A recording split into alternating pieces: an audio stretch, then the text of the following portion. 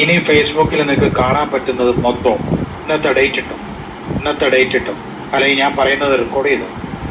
ഇനി നിങ്ങൾ കാണാൻ പോകുന്നത് വളരെ നമ്മൾ ശ്രദ്ധിക്കുക. പലർക്കും ഇനി ഉണ്ടാവാനായിട്ട് സാധ്യത വരും.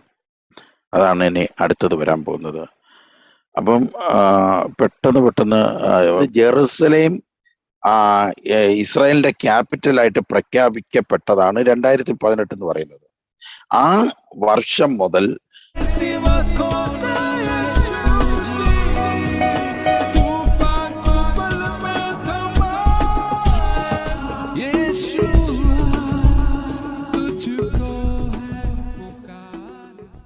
ഇനി അങ്ങോട്ട് അനേകം ദൈവദാസന്മാർ മരിക്കാൻ എഴുതി വെച്ചു. അനേകം ദൈവദാസന്മാരും മരണപ്പെടാൻ പോവുകയാണ്. പാസ്റ്റേഴ്സ്, കന്യാസ്ത്രീകൾ, അച്ഛന്മാർ, ബ്രദർമാർ, പ്രവാചകർ എല്ലാം തടയാൻ പറ്റുമെങ്കിൽ തടഞ്ഞു നോക്കാം. ഇനി ഫേസ്ബുക്കിൽ നിങ്ങൾക്ക് കാണാൻ പറ്റുന്നത് മൊത്തം ഇന്നത്തെ ഡേറ്റ് ഇട്ടും അല്ലെങ്കിൽ ഞാൻ പറയുന്നത് റെക്കോർഡ് ചെയ്തു. ഇനി നിങ്ങൾ കാണാൻ പോകുന്നത് ഡസൻ കണക്കിന് ദൈവവേല ചെയ്തവർ മരണപ്പെടുന്നത് കാണാൻ പോകും. ഡസൻ കണക്കിന് ദൈവവേല ചെയ്യുന്ന വ്യക്തി, അതേപോലെ വീട്ടില് നല്ല പ്രാർത്ഥനയോടെ ചെലവഴിച്ച സ്ത്രീകളെ ദൈവം എടുക്കപ്പെടാൻ പോവുകയാണ്. നിങ്ങൾ നോക്കിക്കോണേ, 90-ന് മുമ്പ് വചനപ്രഘോഷണം ചെയ്ത അല്ലെ ആത്മീയ പ്രാർത്ഥനയുമായിട്ട് നടന്ന 90-ന് മുമ്പ് 85-നും 90-നും ഇടയിൽ അല്ലെങ്കിൽ 95-നും ഇടയിൽ കരസ്മാറ്റിക് പ്രാർത്ഥനയായിട്ട് നടന്ന പലരെയും ഈ അവിടെ എടുക്കുന്നത് നിങ്ങൾക്ക് കാണാൻ പറ്റും. ഇതൊരു എടുപ്പാണ്. ഡേറ്റ് ഇട്ടോ നിങ്ങൾക്ക് പരിചയമുള്ളവരൊക്കെ നിങ്ങൾ ഓർമ്മ പടപട എടുക്കും. അതേപോലെ നിങ്ങൾക്ക് മറ്റൊരു കാര്യം കൂടെ പറയാം. പ്രശസ്തരായ 2 സുവിശേഷ വേല ചെയ്തവർ മരിക്കപ്പെടാം. പ്രശസ്തര അതിലൊന്ന് ഒരു അച്ഛനാണ്. 1,00,000-ൽ പരം ആൾക്കാരെ ധ്യാനിപ്പിച്ചിട്ടുള്ള ഒരു മലയാളി അച്ഛൻ മരണപ്പെടുന്നു. എന്തിനാ ഞാനിത് പറഞ്ഞത്? നിങ്ങൾ എഴുതി വെച്ചോ. 1,00,000-ൽ പരം ആൾക്കാരെ ധ്യാനം നടത്തിയ ഒരു അച്ഛന്റെ മരണം നിങ്ങൾക്ക് കേൾക്കാൻ പറ്റുമോ? ഉടനെ ഇതെല്ലാം അടയാളം പറയുന്നത് നിങ്ങൾ ശ്രദ്ധിക്കാൻ വേണ്ടിയാ. ഞാൻ ഈ പറഞ്ഞ അടയാളം എല്ലാം ഒരൊറ്റ കാര്യത്തിനാണ്. കാരണം ഈ 2 കൈ ഇങ്ങനെ കാണിച്ചിട്ടുണ്ട്. പ്രാർത്ഥനയുള്ളവരെ ഒരു ലെവലിലൂടെ നടത്തും. ആത്മീയതയും പ്രാർത്ഥനയില്ലാത്ത കള്ള നേർച്ച കാഴ്ചകളുമായി കർത്താവിന് ഇഷ്ടമില്ലാത്ത പ്രവൃത്തികളുമായിട്ട് നടക്കുന്നവരെ വേറെ വഴിയുണ്ട്. ഇനി അങ്ങനെയുള്ള ഒരു കാലമാണ് വരുന്നത്. നീ തീരുമാനമെടുക്കുക ഏത് വഴി തിരഞ്ഞെടുക്കണം. രാത്രിയിൽ നീ തീരുമാനമെടുക്കുക ഏത് വഴി തിരഞ്ഞെടുക്കണം. ഈ ബേത്ത്ഫഗയില് ഒലിവുമല കഴിഞ്ഞ ബേത്ത്ഫഗ എന്ന് പറയുന്ന ഗ്രാമ താഴ്വാരമാണ്. ഈ ബേത്ത്ഫഗയുടെ പ്രത്യേകത എന്ന് പറഞ്ഞു കഴിഞ്ഞാൽ ഇത് ജെറുസലേമിലാണ്, ഗലീലയിലല്ല. ഗലീലയില് 2 ഗ്രൂപ്പ് യേശുവിനുണ്ട്, ഓർത്തുകൊള്ളണം. ഒന്ന് ശത്രു ഗ്രൂപ്പും ഒന്ന് മിത്രത്തിന്റെ ഗ്രൂപ്പും. ഈ മിത്ര ഗ്രൂപ്പ് എന്ന് പറയുന്നത് ആത്മാവിൽ ആരാധിക്കുന്നവരുടെ ഗ്രൂപ്പാണ്. ക്രിസ്തു വഴി രക്ഷയുണ്ടെന്ന് വിശ്വസിക്കുന്നവരുടെ ഗ്രൂപ്പാണ്. എന്നാൽ ജൂതന്മാരുടെ ഗ്രൂപ്പ് അതല്ല. അവര് മോശയുടെ ന്യായപ്രമാണം ക്രിസ്തു കൾട്ടാണെന്ന് വിശ്വസിക്കുന്നവരുടെ ഗ്രൂപ്പാണ് ജൂതന്മാരുടെ ഗ്രൂപ്പ്. അതിനെ ജൂത ഓർത്തഡോക്സ് എന്നും യേശുവിന്റെ ഗ്രൂപ്പിനെ മിനിയും ഗ്രൂപ്പ് എന്നുമാണ് വിളിച്ചുകൊണ്ടിരുന്നത് ചരിത്രകാരന്മാർ. ഇനി നിങ്ങൾ ശ്രദ്ധിച്ചോളുക. ബെഥനിയയിൽ ഈ കഷ്ടാനുഭവ ആഴ്ചയിൽ ഒലിവുമലയുടെ മുമ്പിലേക്ക് വരുമ്പോൾ ഒരു ചെറിയൊരു ഗ്രാമമുണ്ട്. ആ ഗ്രാമത്തിന്റെ പേരാണ് ബേത്ത്ഫഗെ എന്നാണ് അതിന്റെ പേര്. അത് നിങ്ങൾക്ക് അത് മനസ്സിലാക്കണമെങ്കിൽ ലൂക്കോസിന്റെ സുവിശേഷം 19-ാം അധ്യായം 28-ാമത്തെ വാക്യം എടുത്ത് നോക്കിക്കഴിഞ്ഞാൽ ഈ സ്ഥലപ്പേര് പറയുന്നുണ്ട്. ലൂക്കോസിന്റെ സുവിശേഷം 19-ാം അധ്യായം 28-ാമത്തെ വാക്യം. അവൻ ഇത് പറഞ്ഞതിന് ശേഷം ജെറുസലേമിലേക്കുള്ള യാത്ര തുടർന്നു. ഒലിവുമലയ്ക്കരികെയുള്ള ബെത്ത്ഫഗെ, ബെഥാനിയ എന്നീ സ്ഥലങ്ങളെ സമീപിച്ചപ്പോൾ അവൻ 2 ശിഷ്യന്മാരെ ഇപ്രകാരം നിർദ്ദേശിച്ചയച്ചു. അത് ബെത്ഫഗെ. അപ്പൊ ഇനി കേട്ടോണം, ഈ ബെഥനിയുടെ നേരെ ഓപ്പോസിറ്റ് ഉള്ള സ്ഥലമാണിത് ബെത്ഫഗെ. ബെത്ഫഗയുടെ ഏറ്റവും വലിയ ഇതെന്ന് പറയുന്നത് അവിടെ ഏറ്റവും കൂടുതൽ താമസിക്കുന്നത് പുരോഹിതരാവാൻ വിളിക്കപ്പെട്ട കുടുംബങ്ങളാണ്. കൊഹാത്ത് ഫാമിലിക്കാർ താമസിക്കുന്ന ഏരിയ ആണത്. ടോട്ടൽ കൊഹാത്ത് ഫാമിലിയും ബോർഡർ കെട്ടി ബൗണ്ടറി അടിച്ച് താമസിക്കുന്നത് ഈ ബെത്ബഹയിലാണ്. ഇവിടെയാണ് താമസിക്കുന്നത്. മൊത്തം പുരോഹിതരാ. ഒരു പുറം ജാതിക്കാരനെ പോലും അങ്ങോട്ട് കയറ്റത്തില്ല. ജൂതനല്ലാത്ത ഒരാളെ പോലും കയറ്റത്തില്ല. പ്രത്യേകിച്ച് ഭയങ്കരമായി ലേവ്യരല്ലാത്ത ആൾക്കാർക്ക്, ജൂതന്മാരോ ലേവ്യരോ, ഇവർക്ക് മാത്രം കയറാം. പക്ഷെ അതിനപ്പുറത്തോട്ടുള്ള ആർക്കും ഈ ബെത്ബഹയുടെ ഗ്രാമത്തിൽ കയറാൻ പറ്റത്തില്ല. എന്ന് വെച്ചാൽ ഈ ഗ്രാമത്തിന്റെ ഈ വഴിയരികെ കഴിഞ്ഞ് കുറച്ച് മുന്നോട്ട് പോയി കഴിഞ്ഞാൽ ബെത്ബഹയാണ്. അപ്പൊ നോക്കണം, ഒരു സൈഡിലോട്ട് പോയാൽ മല, ഒരു സൈഡിലോട്ട് പോയാൽ ബെത്ബഹെ. അപ്പൊ യേശു ഇവിടെ എത്തി, ബെത്ബഹയുടെ അവിടെ എത്തി. അവിടെ എത്തിയിട്ട് ബെത്ബഹയുടെ ആ ഭാഗത്ത്, എന്താ വെച്ചാൽ പുരോഹിതരുടെ ഭവനത്തിൽ നിന്ന് ഒരു കഴുത കാണും. ആ കഴുത എടുത്തുകൊണ്ട് വരാൻ പറഞ്ഞു. അതായത് പുരോഹിതൻ ഇതുവരെ ഉപയോഗിച്ചിട്ടില്ലാത്തതായിരിക്കും. ആരും ഇതുവരെ അതിന്റെ പുറത്ത് കയറിയിട്ട് പോലും ഇല്ല. കാരണം ഈ പുരോഹിതന്മാരെല്ലാം ഈ കഴുത വളർന്നു കഴിഞ്ഞാൽ ഇവരെല്ലാം വരുന്നത്, ബെത്ബഹയിലുള്ള പുരോഹിതന്മാരെല്ലാം അവർക്കായിട്ട്, ഞാൻ പറഞ്ഞല്ലോ ഈ മലയുടെ സൈഡിൽ കൂടെ ഒരു മലഞ്ചെരിവുണ്ടെന്ന് പറഞ്ഞല്ലോ, ഒരു ചെറിയ റോഡാ. ഇന്ന് അതിനൊരു 10 മീറ്റർ, ഒരു 8 മീറ്റർ വീതി കാണും. അല്ല സോറി, 8 അടി വീതി, 8 10 അടി വീതി അതിനുള്ളൂ ഇപ്പോഴും. അപ്പോൾ നമുക്കറിയാം ഈ പുരോഹിതർ ഈ കഴുതയുടെ മേളിൽ കയറി, ഈ മലഞ്ചെരുവ് വഴിയാണ് ഈ പള്ളി വരുന്നത്, ഗോൾഡൻ ഗേറ്റ്. അതുകൊണ്ട് ഈ ഭാഗത്തോട്ട് തിരിഞ്ഞാണ് നിർത്തിയിരിക്കുന്നത്. പുരോഹിതർ, ലേവി പുരോഹിതർ കയറുന്ന ഗേറ്റാണ് ഗോൾഡൻ ഗേറ്റ് എന്ന് പറയുന്നത്. അത് പുരോഹിതർക്ക് കയറാനുള്ള വഴിയാണ്. അതുകൊണ്ട് ആ ഗോൾഡൻ ഗേറ്റ് ഒലിവുമലയുടെ ഭാഗത്തേക്കാണ് നിൽക്കുന്നത്. ഇനി ശ്രദ്ധിക്കണം, ബെത്ബഹയിൽ എത്തിക്കഴിയുമ്പോൾ യേശു പറയുന്നുണ്ട്, നിങ്ങൾ ഇവിടെ തൊട്ട് അങ്ങോട്ട് പോകുമ്പോൾ ഒരു സ്ത്രീ വെള്ളം കോരാൻ വരും, നിങ്ങൾ അതിന്റെ പുറകെ പോയി നോക്ക്, ഒരു കഴുതയെ കാണും, ആ കഴുതയെ അഴിച്ചുകൊണ്ടിഞ്ഞ് വരാൻ പറയും. അതിന്റെ ഉടമസ്ഥൻ വന്ന് ചോദിക്കും, പുരോഹിതനാ വന്ന് ചോദിക്കുന്നത്. അപ്പൊ കർത്താവിന് ആവശ്യമുണ്ടെന്ന് പറഞ്ഞാൽ മതി, അപ്പോൾ അയാൾ ഇഞ്ഞ് വിട്ടേക്കും എന്ന് പറഞ്ഞു. അപ്പൊ പുരോഹിത കുടുംബത്തിൽ നിന്നാണ് ഈ കഴുതയെ കിട്ടുന്നത്. ഈ കഴുതയെ കിട്ടി അതുവരെ ആരും ഉപയോഗിക്കാത്തതാണ്. അതിന്റെ മുകളിൽ ആദ്യമായിട്ട് കയറി ഇരുന്നിട്ടാണ് യേശു യാത്ര ചെയ്യുന്നത്.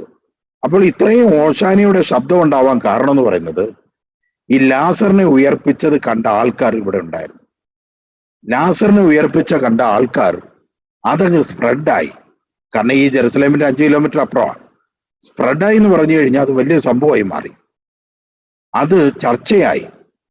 അപ്പോൾ ലാസറിനെ ഉയർപ്പിച്ചത് ലൈവായി കണ്ട ജനക്കൂട്ടം ഇവിടെ ഉണ്ടായിരുന്നു. അവർ യേശു കഴുതക്കുട്ടിയുടെ പുറത്ത് കയറി, പ്രത്യേകിച്ച് പുരോഹിതർ ആണ് അങ്ങനെ വരുന്നത്.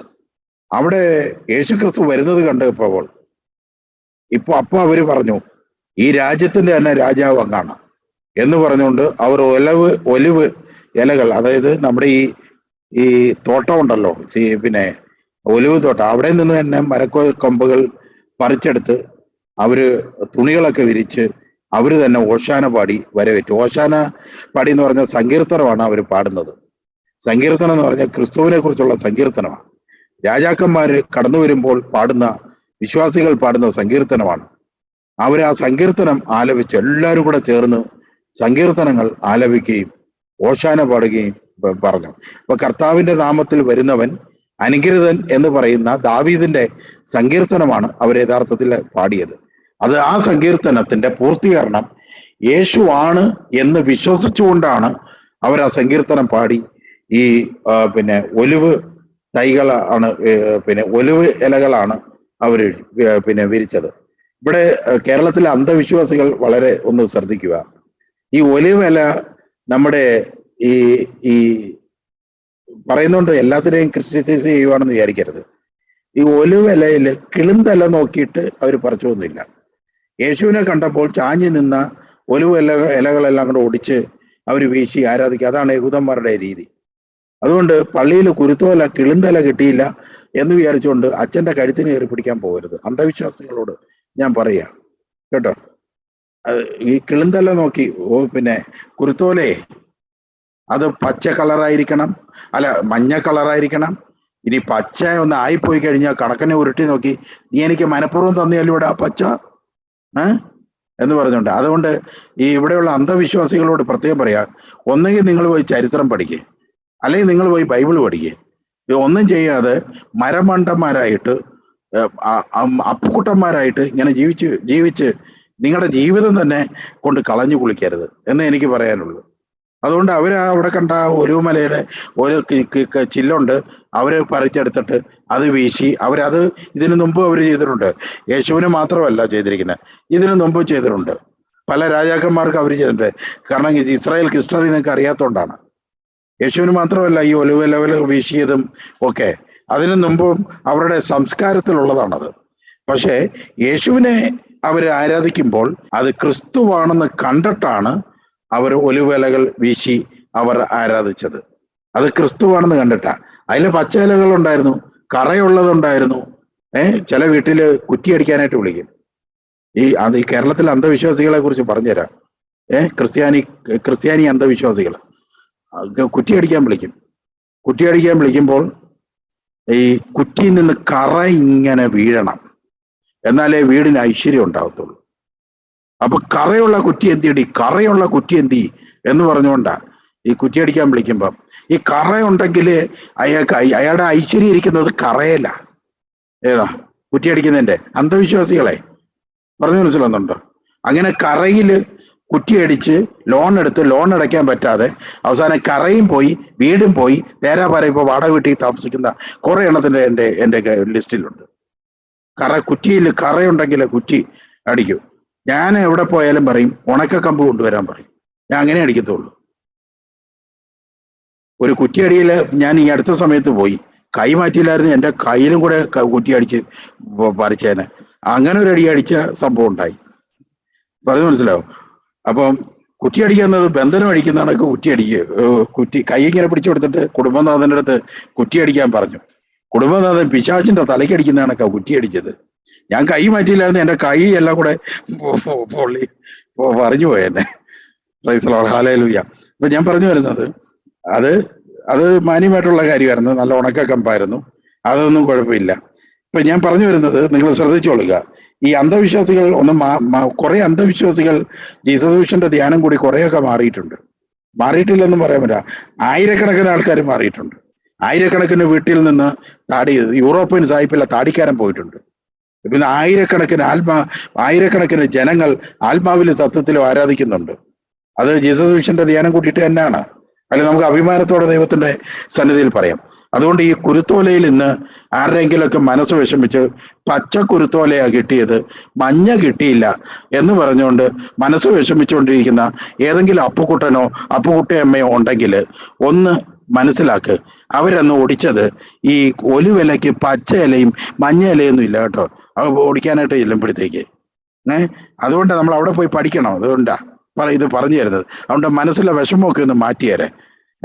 ആ പച്ച തന്നെ അവിടെ ഇരുന്നോട്ട്. നിങ്ങൾക്ക് പറഞ്ഞു മനസ്സിലായോ? ഇനി അപ്പൊ യേശുക്രിസ്തു യഥാർത്ഥത്തിൽ ഈ കഴുതക്കുട്ടിയുടെ പുറത്ത് വന്നപ്പോൾ അന്ന് നിങ്ങൾ വളരെ ശ്രദ്ധിക്കണം, ആരും ഉപയോഗിച്ചിട്ടില്ലാത്ത കഴുതക്കുട്ടിയുടെ മുകളിലാണ് കയറിയിരുന്നത്. ആരും ഉപയോഗിച്ചിട്ടില്ലാത്ത കഴുതക്കുട്ടി അതിന്റെ മുകളിലാണ് കയറിയിരുന്നത്.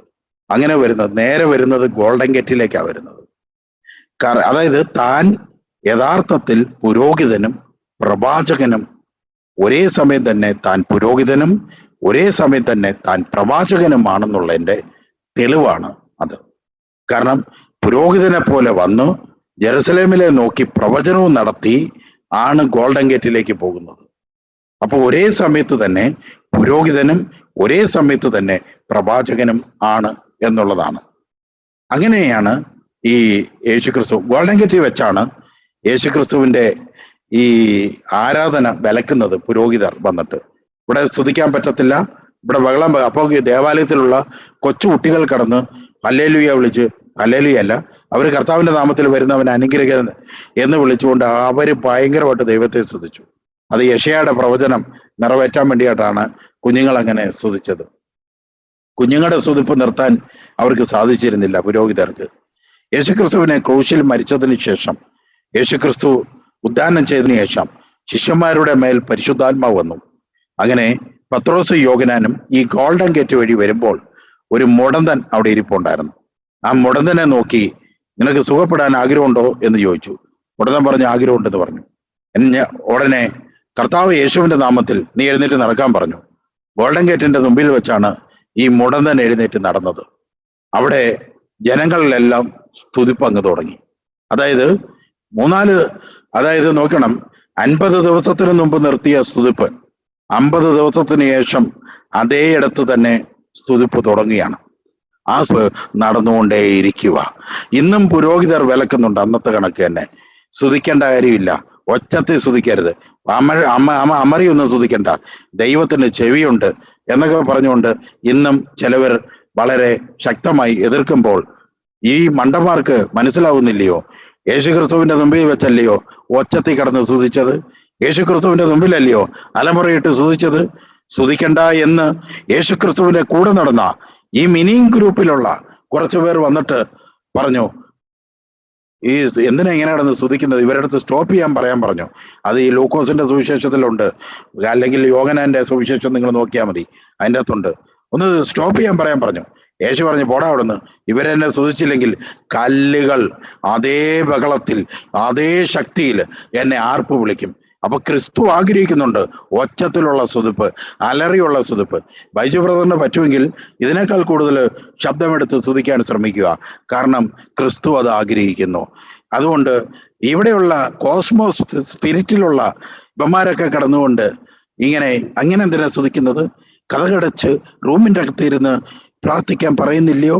അങ്ങനെ റൂമിൻ്റെ അകത്തിരുന്ന് കഥകടച്ചിരുന്ന് പ്രാർത്ഥിച്ച് ഓരോന്നിന് കടം കയറി ഇപ്പൊ ഒരു പരുവായി. ഇപ്പൊ കഥകും ഇല്ല, വീടും ഇല്ലാത്ത പരുവ് എത്തി. പറഞ്ഞു മനസ്സിലാവുന്നുണ്ടോ? എന്നാൽ നിങ്ങൾ ഉറക്കെ സ്തുതിക്കുന്നത് കാരണമാണ് നിങ്ങൾക്ക് അനേക സമ്പത്ത് ഉണ്ടായിക്കൊണ്ടിരിക്കുന്നത്. സ്തുതിപ്പിൽ ബന്ധനം അഴിയും, സ്തുതിപ്പിൽ കെട്ടുകൾ അഴിയും, സ്തുതിപ്പിലാണ് ദൈവത്തിന്റെ ആത്മാവ് ഇറങ്ങി വരുന്നത്, സ്തുതിപ്പിലാണ് ദൈവത്തിന്റെ ശക്തി വ്യാപരിക്കുന്നത്. സ്തുതിപ്പിലോ മാനസാന്തരം വരെ ഉണ്ടാവാം. എങ്ങനെ ഉണ്ടാവും? സ്തുതിക്കുന്ന സമയത്ത് ഒരുപക്ഷെ നിനക്ക് ദൈവത്തിനെ ദർശിക്കുവാനും ദൈവത്തിന്റെ പ്രസൻസ് നിന്റെ മേൽ ഇറങ്ങി വരുവാനും ഇടയാകും. അങ്ങനെ നീ മാനസാന്തരപ്പെടും. അങ്ങനെ നീ ദൈവത്തിന്റെ വചനത്തെ സ്വീകരിക്കാൻ ഇടയാകുന്നതും ദൈവത്തെ സ്തുതിക്കുക എന്നത് തന്നെയാണ്. അതുകൊണ്ട് ഏകാന്തമായി, അതായത് ഓരോ സാഹചര്യങ്ങളുണ്ട്. അതായത് പരസ്യ യോഗങ്ങൾ, പരസ്യ പ്രാർത്ഥനാ കൂട്ടായ്മകളിൽ പതുക്കെ പ്രാർത്ഥിക്കാൻ പറ്റത്തില്ല. എല്ലാവർക്കും ഉറക്കെ പ്രാർത്ഥിക്കാൻ പറ്റൂ. എന്നാൽ നാം ഒറ്റയ്ക്കുള്ളപ്പോഴാണ് നാം കർത്താവ് പറഞ്ഞത് നീ മുറി അടച്ചിരുന്ന് പ്രാർത്ഥിക്കാൻ പറഞ്ഞത്. ഇപ്പോൾ നമ്മൾ ഒറ്റയ്ക്കല്ല, 500-ൽ പരം ആൾക്കാരുണ്ട്. ഇവിടെ ഉറക്കെ സ്തുതിക്കും, ഉറക്കെ ആരാധിക്കും, ഉറക്കെ ഡാൻസ് ആടി ആരാധിക്കും, നൃത്തമാടി ആരാധിക്കും. അത് ഞങ്ങളുടെ ക്വാളിറ്റിയാണ്. ഞങ്ങൾക്കത് അപമാനമല്ല, അഭിമാനമാണ്. കാരണം ഞങ്ങൾ നൃത്തമാടിയാൽ, ഞങ്ങൾ ഉറക്കെ സ്തുതിച്ചാൽ അത് ഞങ്ങളുടെ തമ്പുരാന്റെ ലൈസൻസിൽ, തമ്പുരാന്റെ നാമത്തിൽ, തമ്പുരാനോടൊപ്പമായിരിക്കും. ഹല്ലേലൂയ, യേശുവേ ആരാധന. കള്ളു കുടിച്ചിട്ട് പണ്ട് അലറി ബഹളം വെച്ചപ്പോൾ നിനക്ക് ഈ അഭിമാനം എവിടെ പോയി? കള്ളു കുടിച്ചിട്ട് വീട്ടിൽ കിടന്ന് എത്രമാത്രം കിടന്ന് അട്ടഹസിച്ചു, എത്രമാത്രം കിടന്ന് ബഹളം ഉണ്ടാക്കി. റോഡില് വാഹനം ഓവർടേക്ക് ചെയ്തതിന്റെ പേരിൽ തടഞ്ഞു നിർത്തിയിട്ട് നീ കിടന്ന് അലമുറയിട്ട് തെറി വിളിച്ചില്ലയോ? അന്നേരം നിന്റെ അഭിമാനം എവിടെ പോയി? നിന്റെ മാന്യത എവിടെ പോയി? അതില്ലാത്ത നീ ഞങ്ങൾ ആരാധിക്കുന്നതിൽ നീ ഒന്നും പറയാൻ നിൽക്കരുത്. ഹല്ലേലൂയ. ഇപ്പൊ പറഞ്ഞു മനസ്സിലാവുന്നുണ്ടോ? ഞങ്ങൾ ആരാധിക്കുന്നത് ദൈവത്തെയാണ്. നീ തെറി വിളിക്കാൻ നിന്റെ നാവ് ഓങ്ങുന്നെങ്കിൽ ഞങ്ങൾ ആരാധിക്കാൻ ഞങ്ങളുടെ നാവ് ഓങ്ങും, സ്തുതിക്കാൻ ഞങ്ങളുടെ നാവ് ഓങ്ങും, ആത്മാവിൽ ആരാധിക്കാൻ ഞങ്ങളുടെ നാവ് ഓങ്ങും. ഇന്നത്തെ ദിവസം ദൈവത്തെ സ്തുതിക്കട്ടെ, ദൈവത്തെ ആരാധിക്കട്ടെ, ദൈവത്തെ അഭിഷേകത്തോടു കൂടി സ്തുതിക്കുവാനായിട്ട് തയ്യാറാകുക. അതുകൊണ്ട് കർത്താവിൽ പ്രിയരെ, അന്ന് തുടങ്ങിയ സ്തുതിപ്പ് കണ്ടിന്യൂ ചെയ്യാൻ ഓരോ ഫാമിലിയോടും ദൈവം ആഗ്രഹിക്കുകയാണ്, ദൈവം ആവശ്യപ്പെടുകയാണ്. നിങ്ങളുടെ എല്ലാം ഭവനത്തിൽ സ്തുതിപ്പുകൾ ശക്തമാകട്ടെ, ശക്തമായി സ്തുതിപ്പ് മുന്നോട്ട് കൊണ്ടുപോകട്ടെ. വളരെ നമ്മൾ ശ്രദ്ധിക്കുക. അതായത് ഇനിയുള്ള നമ്മുടെ മുന്നോട്ടുള്ള ഈ 23-ന്റെ മുന്നോട്ടുള്ള യാത്രയിലും നമുക്കറിയാം, 22-ൽ നമ്മൾ കുറേ കാര്യങ്ങൾ കാണാനായിട്ട് നമുക്ക് ഇടയായി. 23 ഇനിയും പല കാര്യങ്ങൾ നമ്മുടെ മുമ്പിൽ സംഭവിച്ചുകൊണ്ടിരിക്കും. ഈ അവസരത്തിലെല്ലാം നമ്മളോട് എങ്ങനെയാണ് ദൈവം പറഞ്ഞിരിക്കുന്നത്? പ്രാർത്ഥന ഉള്ള ഒരു അനുഭവത്തിലേക്ക് നമ്മൾ വരുവാനായിട്ടാണ് കർത്താവ് നമ്മളോട് പറഞ്ഞിരിക്കുന്നത്. അടുത്തത് മനസ്സിലാക്കേണ്ടത് ഈ പുതിയ പുതിയ രോഗങ്ങൾ, ഈ പലതിൻ്റെ മരുന്നുകൾ പിടിക്കാത്ത വിധത്തിലുള്ള രോഗങ്ങൾ പലർക്കും ഇനി ഉണ്ടാവാനായിട്ട് സാധ്യത വരും. അതാണ് ഇനി അടുത്തത് വരാൻ പോകുന്നത്. അപ്പം പെട്ടെന്ന് മരുന്നുകളൊന്നും കണ്ടുപിടിക്കാൻ പറ്റത്തില്ല, ചികിത്സയില്ല, പിന്നെ എന്തെങ്കിലുമൊക്കെ കൊടുത്ത് മനുഷ്യനെ ഇങ്ങനെ ചികിത്സിപ്പിച്ചെടുക്കുന്ന തരത്തിലുള്ള രോഗങ്ങളുടെ അവസ്ഥകളൊക്കെ ഇനി വരുമെന്നുള്ളത് നമുക്ക് നല്ല ഉറപ്പാണ്. കാരണം നമ്മുടെ തമ്പുരാൻ വചനത്തിലൂടെയും അതുകൂടാതെ തന്നെ ദർശനത്തിലൂടെയും നമ്മളോട് പറഞ്ഞിട്ടുണ്ട്. അതുകൊണ്ട് കൂടുതൽ സുഖകരമായ ഒരവസ്ഥയേക്കാൾ കൂടുതൽ പല ദുഃഖകരമായ അവസ്ഥയിലൂടെ നാം വഴി നടക്കേണ്ടതായിട്ട് കടന്നു വരും. അത് യാതൊരു സംശയമില്ലാത്തൊരു കാര്യമാണ്. ഇങ്ങനെയുള്ള ഈ കാര്യത്തിൽ കൂടുതലും പേരിൽ വിശ്വാസം നഷ്ടപ്പെടുകയും അല്ലാന്നുണ്ടെങ്കിൽ പരിശുദ്ധാത്മാവിൻ്റെ ശക്തി നഷ്ടപ്പെടുകയും കൂടുതലും ഭൗതികമായ ജീവിതം നയിക്കാനായിട്ട് എല്ലാവരും ആഗ്രഹിക്കുന്ന ഒരു അവസ്ഥയിലേക്കാണ് ഇനി അങ്ങോട്ട് പോകാൻ പോകുന്നത്. അപ്പൊ ഇങ്ങനെയുള്ള അവസ്ഥയിൽ ലോകം പൊയ്ക്കൊണ്ടിരിക്കുമ്പം നമ്മുടെ സ്വന്തം തലമുറകൾ പോലും പ്രാർത്ഥന വേണ്ട, അല്ലെങ്കിൽ പ്രാർത്ഥനയുടെ ആവശ്യമില്ല എന്ന് പറയുന്ന അവസ്ഥകളൊക്കെ ഇനി വരുമെന്നുള്ളത് നമുക്ക് നല്ല ഉറപ്പാണ് യാത്ര ചെയ്യാൻ പോകുന്നത്. അപ്പൊ നമ്മൾ നമ്മുടെ കുട്ടികളോട് പറയും, അത് ചിലപ്പം ചെറുപ്രായത്തിൽ തന്നെ പ്രാർത്ഥനയ്ക്ക് പോകാന്ന് പറയുമ്പോൾ അതിൻ്റെ ഒന്നും കാര്യമില്ല, അത്യാവശ്യം നമുക്ക് പള്ളിയിൽ പോകാം, പള്ളിയിലാകുമ്പോൾ ഇല്ല 1 മണിക്കൂറില്ലേ ഉള്ളൂ, അവിടെ പോയി എന്തെങ്കിലും കാണിച്ചു വിട്ട് തിരിച്ചു വരും. അപ്പോൾ ഫുൾ ടൈം ഈ ഭൗതികമായ ഒരു ലോകത്തിൽ ശ്രദ്ധ വെച്ചുകൊണ്ട് ജീവിക്കുന്ന ഒരവസ്ഥയിലേക്ക് പിൻതലമുറകൾ വന്നുകൊണ്ടിരിക്കുകയാണ്. ഇപ്പൊ തന്നെ നമുക്കറിയാം, ഈ അടുത്ത സമയത്തായിട്ട് നമ്മൾ കണ്ടു, 7ാം ക്ലാസ്സിൽ പഠിക്കുന്ന ഒരു കുട്ടി അന്ന് മുതൽ കഞ്ചാവ് വലിക്കുകയും അതിന്റെ ബിസിനസ് നടത്തുകയും ചെയ്ത് ഇപ്പോൾ അവൾ 9ാം ക്ലാസ്സിൽ എത്തിയതേ ഉള്ളൂ എന്ന് നമ്മൾ കണ്ടുകൊണ്ടിരിക്കുന്നു. അപ്പൊ ഇങ്ങനെയൊക്കെയുള്ള ഒരു വലിയ ഒരവസ്ഥ നിലനിൽക്കുമ്പോൾ ഇന്ന് എല്ലാവർക്കും ജോലിയുണ്ട്. അപ്പം ആണുങ്ങൾക്കായാലും സ്ത്രീകൾക്കായാലും പുരുഷന്മാർക്കായാലും എല്ലാം ജോലിയുണ്ട്. അപ്പൊ അത് കാരണം എല്ലാവരോടും ആർക്കും ആരോട് കമ്മിറ്റ്മെന്റ് ഇല്ല, ആർക്കും ആരോട് സ്നേഹമില്ല, നീ ഇല്ലേലും എനിക്ക് പ്രശ്നമില്ല എന്ന് നമ്മൾ ഓരോരുത്തരും ചിന്തിക്കുന്ന തലത്തിലേക്കാണ് ഇപ്പൊ നമ്മൾ ട്രാവൽ ചെയ്തുകൊണ്ടിരിക്കുന്നത്. പണ്ട് അങ്ങനെ അല്ലായിരുന്നു. പണ്ട് നമുക്ക് എന്തെങ്കിലും ഇഷ്യൂസ് ഉണ്ടെങ്കിൽ അത് പറഞ്ഞു തീർക്കുകയോ ഒക്കെ ചെയ്യുന്ന ഒരു കാലഘട്ടം ഉണ്ടായിരുന്നു. ഇന്ന് അതിന്റെ ആവശ്യമില്ല. ഇന്ന് നീ ഇല്ലേലും എനിക്ക് പ്രശ്നമൊന്നുമില്ല എന്ന് പറയുന്ന അവസ്ഥയിലേക്ക് നമ്മൾ പോകുന്ന ഒരു സ്റ്റേജ് ഉണ്ട്. രണ്ടാമത്തെ ഒരു സ്റ്റേജ് എന്ന് പറഞ്ഞാൽ ഒത്തൊരുമിച്ച് മുന്നോട്ട് പോകാൻ പറ്റാത്ത സ്റ്റേജ്. എങ്ങനെ നോക്കിയാലും ഒത്തൊരുമിച്ച് പോകാൻ പറ്റുന്നില്ല, പ്രശ്നങ്ങളാ, അല്ലെങ്കിൽ നമ്മളെ കൊല്ലും, അല്ലെങ്കിൽ നമ്മളെ തീർത്തു കെട്ടും എന്ന് പറയുന്ന അവസ്ഥ. അപ്പൊ ആ അവസ്ഥയിൽ മുന്നോട്ട് പോകാൻ പറ്റാത്ത ജീവിതങ്ങളും പാടുപെടുന്നുണ്ട്, വിഷമിക്കുന്നുണ്ട്. ഇപ്പൊ ഇങ്ങനെ എല്ലാം കൂടെ എടുത്ത് നോക്കിക്കഴിഞ്ഞാൽ നമുക്ക് സന്തോഷമാണോ എന്ന് ചോദിച്ചു കഴിഞ്ഞാൽ എല്ലാവരും പറയും ആണെന്ന് പറയും. പക്ഷെ ദുഃഖമാണോ എന്ന് നമ്മൾ തിരിഞ്ഞു നോക്കുമ്പോഴാണ് നമുക്ക് മനസ്സിലാവുന്നത് നമ്മൾ ഒത്തിരി ഫെയിലിയറാ, ഒത്തിരി പരാജയത്തിലേക്കാണ് നമ്മൾ പൊയ്ക്കൊണ്ടിരിക്കുന്നതെന്ന് നമുക്ക് മനസ്സിലാകും. ഇവിടെയാണ് ദൈവത്തിന്റെ ദാസന്മാർ ഉണർന്നു വരേണ്ട സമയം. ഇവിടെയാണ്, അതായത് വിളിക്കപ്പെട്ടവരാരെങ്കിലും ഉണ്ടെങ്കിൽ താഴെ വീഴാതെ അവർ മുന്നോട്ട് പോകേണ്ടത് ആവശ്യകത കൂടിയിരിക്കുന്ന ഒരു കാലഘട്ടമാണ്. വിളിക്കപ്പെട്ട ദൈവത്തിന്റെ കോളിംഗ് ലഭിച്ചിട്ടുള്ള ആൾക്കാർ വളരെ ശ്രദ്ധിക്കണം. നിങ്ങൾ താഴെ വീഴാതെ എങ്ങനെയെങ്കിലും, നിങ്ങളൊക്കെ ഉള്ളൂ ഇനി ദൈവത്തിന്. അത് കാരണം പുത്തൻ തലമുറയിൽ നിന്ന് വളരെ ചുരുക്കം ആൾക്കാരെ ഈ പ്രാർത്ഥന ജീവിതത്തിലേക്ക് വരുന്നുള്ളൂ. അപ്പൊ നിങ്ങളെപ്പോലുള്ള കുറച്ചു പേർ മാത്രമേ ഇനി ദൈവത്തിന്റെ കൂടെ നിൽക്കാനുള്ളൂ. നിങ്ങൾ അണഞ്ഞു പോയി കഴിഞ്ഞാൽ ഇന്ത്യയിലെ സുവിശേഷത്തിന് തന്നെ പന്തികേട് വരും. നിങ്ങൾ അണഞ്ഞു പോയി കഴിഞ്ഞാൽ, നിങ്ങൾ താഴേക്ക് പോയി കഴിഞ്ഞാൽ ഇന്ത്യൻ ഇവാഞ്ചലിസമാണ് താഴേക്ക് പോകാൻ പോകുന്നത്. അത് കാരണം ഗോഡിന്റെ കോളിംഗ് ലഭിച്ചിട്ടുള്ള വ്യക്തികൾ, എനിക്കൊരു റെസ്പോൺസിബിലിറ്റി ഉണ്ട്, ദൈവത്തെക്കുറിച്ച് എനിക്കൊരു ബോധ്യമുണ്ട്, ഇങ്ങനെയുള്ള ചിന്തകളിൽ നിങ്ങൾ നിലനിൽക്കണം. ഭൗതികമായ കാര്യങ്ങളിലേക്കും ഈ ലോകത്തിന്റെ ടേസ്റ്റിലേക്കും, വേൾഡ് ടേസ്റ്റുകൾ പലതുണ്ടും, അതിലേക്ക് നമ്മൾ പോകാൻ നമ്മുടെ മനസ്സ് ആഗ്രഹിച്ചാലും നമ്മുടെ മനസ്സിനെ പറഞ്ഞ് പഠിപ്പിച്ച് നമ്മൾ തിരിച്ചു കൊണ്ടുവരാനായിട്ട് നമ്മൾ ശ്രമിക്കേണ്ട സമയമാണ് ഇത്. Hallelujah, hallelujah. എത്ര പേർ തയ്യാറാകുന്നു? അവരുടെ എല്ലാം ജീവിതത്തിൽ കർത്താവിന്റെ ഇടപെടൽ ഉണ്ടാകും എന്നുള്ളത് നിങ്ങൾ മനസ്സിലാക്കിക്കൊള്ളുക. സാധാരണ ഒരു വ്യക്തി പ്രാർത്ഥിക്കുന്നതും ശിഷ്യനായ ഒരു വ്യക്തി, ശിഷ്യനായതായ ഒരു വ്യക്തി പ്രാർത്ഥിക്കുന്നതും തമ്മിൽ വ്യത്യാസമുണ്ട്. സാധാരണ ഒരു വ്യക്തി പ്രാർത്ഥിച്ചാൽ അത് ദൈവസന്നിധിയിൽ എത്തണമെന്നൊന്നും നിർബന്ധമില്ല. എന്നാൽ ശിഷ്യൻ പ്രാർത്ഥിച്ചാൽ ഓൺ ദ സ്പോട്ടിൽ അത് ലഭിക്കും. അതിന് കുറവുകളില്ല, അതിന് യാതൊരു തടസ്സവും ഉണ്ടാവത്തില്ല. നിങ്ങൾ ഹൃദയത്തിൽ ചിന്തിച്ചാൽ ലഭിക്കുമല്ലോ. ഹൃദയത്തിൽ ചിന്തിച്ചാൽ മതി. നിങ്ങൾ real disciple of Jesus Christ എന്ന് നിങ്ങൾക്ക് ഒരു അഡ്രസ്സ് പറയാനുണ്ടെങ്കിൽ നിങ്ങൾ ഹൃദയത്തിൽ ചിന്തിച്ചാൽ മതി. ആ ചിന്തിക്കുന്ന വിഷയം നടന്നു കിട്ടിയിരിക്കും.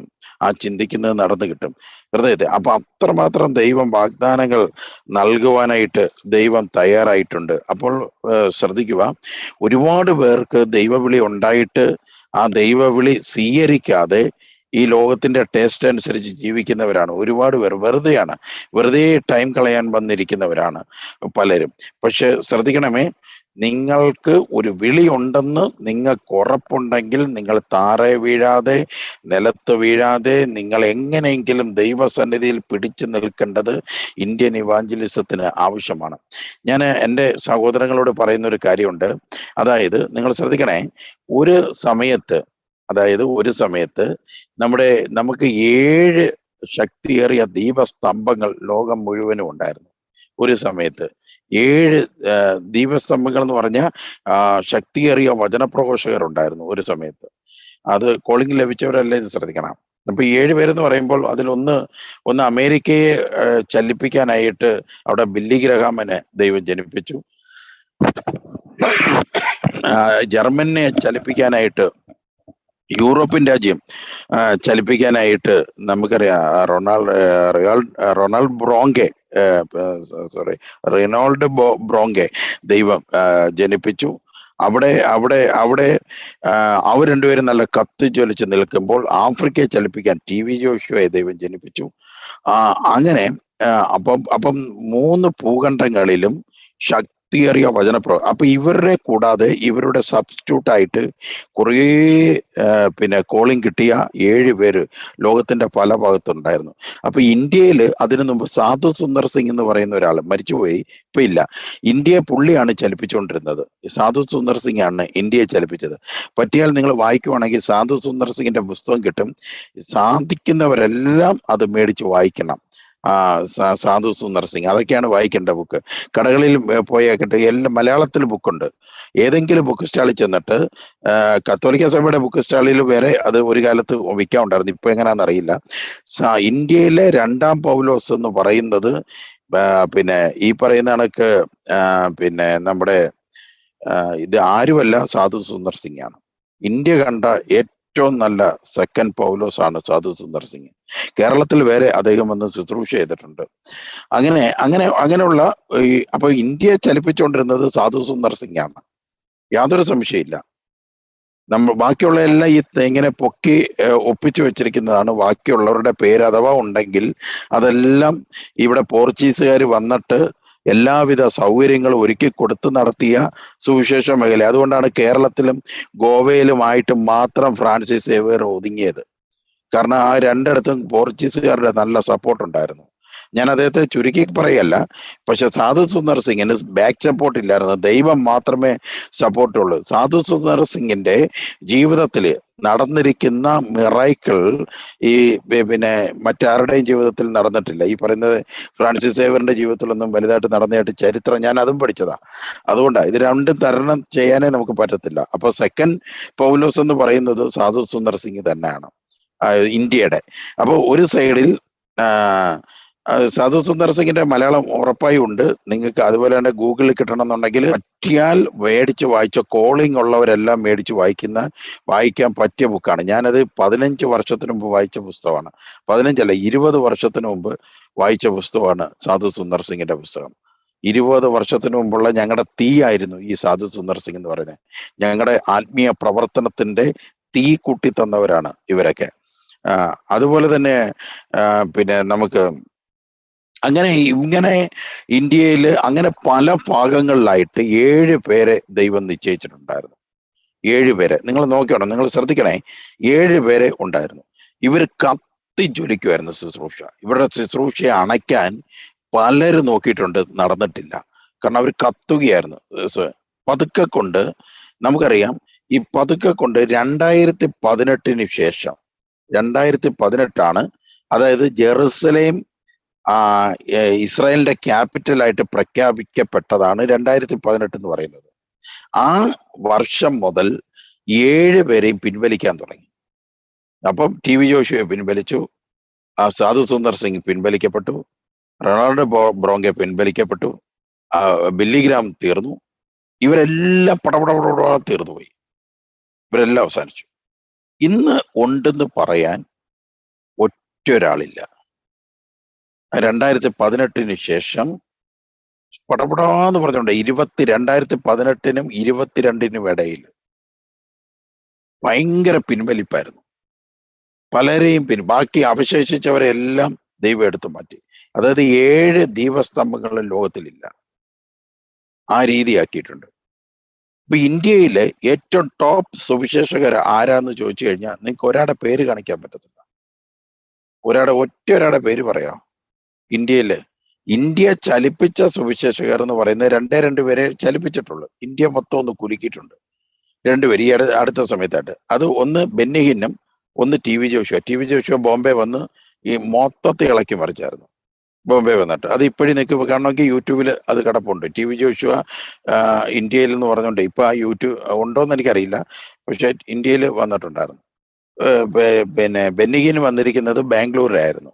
അന്ന് ഈ പറയുന്ന കണക്ക് 2 പേരും ഇളക്കും. അത് ബെന്നിഹിന് 30 ലക്ഷം പേരായിരുന്നു. ഇന്ത്യയിൽ 30 ലക്ഷം പേരെ കൂട്ടിയിട്ടുള്ള ഒരു കൺവെൻഷൻ നടത്തിയ ചരിത്രമില്ല, ഒരു സഭയും നടത്തിയിട്ടില്ല. അപ്പൊ ബെന്നിഹിനാണ് 30 ലക്ഷം പേര്. ഞാനതിൽ പങ്കെടുത്ത ഒരാളാണ്.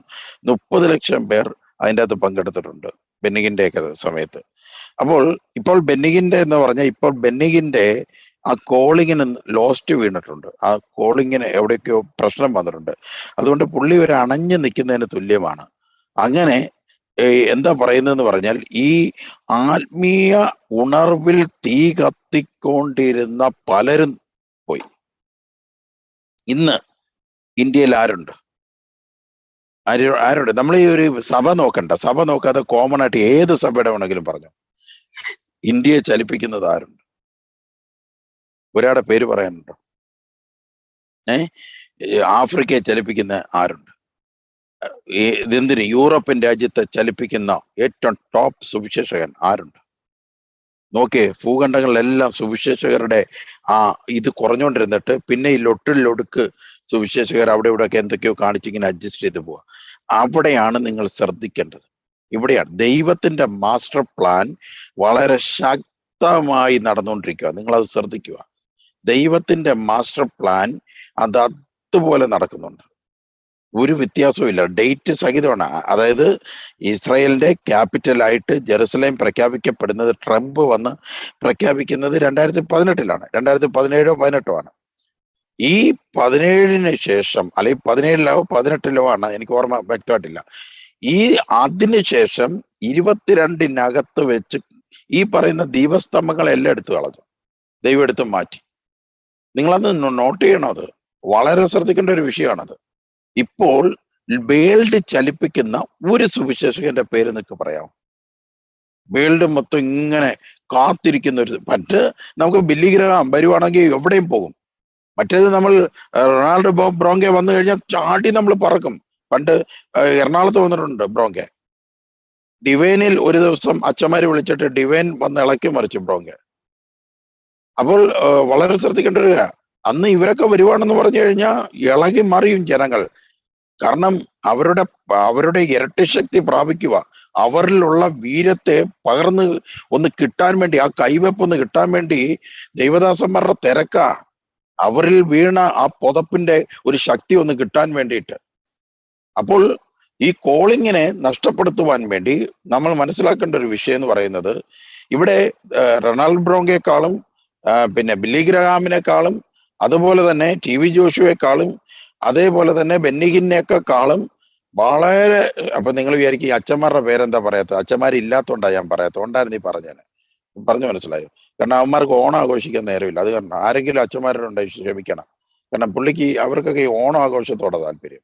അത് കാരണം അതുകൊണ്ടാണ് പറയാത്തത്. ഉണ്ടായിരുന്നെങ്കിൽ പറഞ്ഞേനെ. അതിന് ബെന്നിഗിൻ അണഞ്ഞു പോയി എന്ന് പറഞ്ഞല്ലോ. എവിടെയുണ്ട് 30 ലക്ഷം ജനങ്ങൾ കൂടുമോ ഒരു പോട്ടെ അച്ഛന്റെ ധ്യാനം വെച്ച? അണഞ്ഞുപോയി ഇവരൊക്കെ. അത് നമ്മൾ നോർമലി ചിന്തിച്ചാ പിന്നെ പൊക്കി എക്സ്പോസ് ചെയ്ത് പറയണമെന്നുണ്ടെങ്കിൽ ആരെ വേണമെങ്കിലും പറയാം. പക്ഷെ നോർമലി ചിന്തിച്ചു നോക്കും, ഇവരൊക്കെ അണഞ്ഞുപോയി. അണഞ്ഞ തീകളാണ് ഇവരെല്ലാം, അണഞ്ഞുപോയി. സഹനത്തിൽ മുന്നിൽ നിൽക്കുന്ന ശുശ്രൂഷകരെയാണ് സുവിശേഷകരായിട്ട് കാണേണ്ടത്. ഇന്ന് കർത്താവിന്റെ സന്നിധിയിൽ നമുക്ക് പ്രാർത്ഥിക്കാം. എന്നെ അങ്ങനെ ആക്കി തീർക്കണേ കർത്താവെ, എന്നെ അങ്ങനെ ആക്കി തീർക്കണേ. എനിക്ക് എല്ലാത്തിനേക്കാളും മുന്നിൽ നിൽക്കണം, എല്ലാം വിട്ടുമാറി എനിക്ക് മുന്നിൽ നിൽക്കണമെന്ന് പ്രാർത്ഥിക്കുക. അങ്ങനെ പ്രാർത്ഥിച്ചു കഴിയുമ്പോൾ നിങ്ങളെക്കുറിച്ചുള്ള പദ്ധതി വെളിപ്പെടും. നിങ്ങളെക്കുറിച്ചുള്ള പദ്ധതി വെളിപ്പെടും. നിങ്ങളുടെ തകർന്നു കിടക്കുന്ന കുടുംബത്തെ പൊക്കിക്കൊണ്ടുവരുവാൻ പിന്നെ കർത്താവ് പ്രവർത്തിക്കും. നിങ്ങൾ കർത്താവിന് വേണ്ടി പ്രവർത്തിക്കുമ്പോൾ നിങ്ങൾക്ക് വേണ്ടി കർത്താവ് പ്രവർത്തിക്കും.